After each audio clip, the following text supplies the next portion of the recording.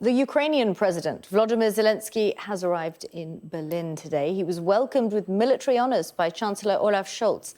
Mr. Zelenskyy is there chiefly to talk about more arms and ammunition deliveries. Let's speak to our Europe correspondent, Siobhan Robbins, who joins me now from Berlin. So Italy yesterday, Siobhan, Germany today, mainly to talk about arms and ammo.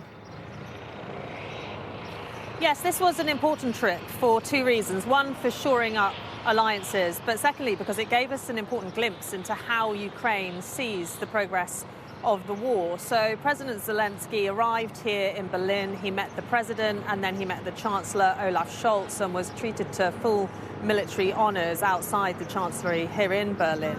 And then he lauded Germany for what he said was a true friend and reliable ally. Now, that's an interesting note from President Zelenskyy, because over the last year there have been moments where Germany has frustrated Ukraine in its perceived slowness, for example, in releasing weapons. So you'll remember back in January there was that to and fro about whether Germany would release the Leopard 2 tanks. It eventually did, but after a huge amount of pressure.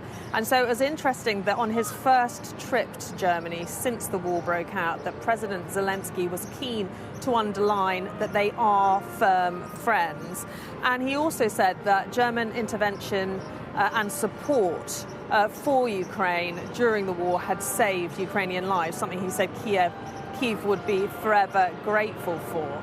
Now, Olaf Scholz returned the warm words and also said that they would continue to support Ukraine for as long as it takes, and also continue to send aid to Ukraine going into the future. But in terms of looking ahead to where this war is going, President Zelenskyy, first of all, talked about the counter-offensive that's being planned. He said there was no intention of this deliberately targeting Russian territory. Instead, he claimed that the focus of the counter-offensive would be to get back area that had been occupied by Russia in Ukraine. He also said that he believed that Russia's defeat could be irreversible by possibly the end of this year with support of allies. But he said while he was open to discussing peace with outside parties, it had to be on Ukraine's terms. It couldn't be other people dictating to them. And on that point, Olaf Scholz was quite supportive. He said that he would support Ukraine with these peace negotiations, but that Russia,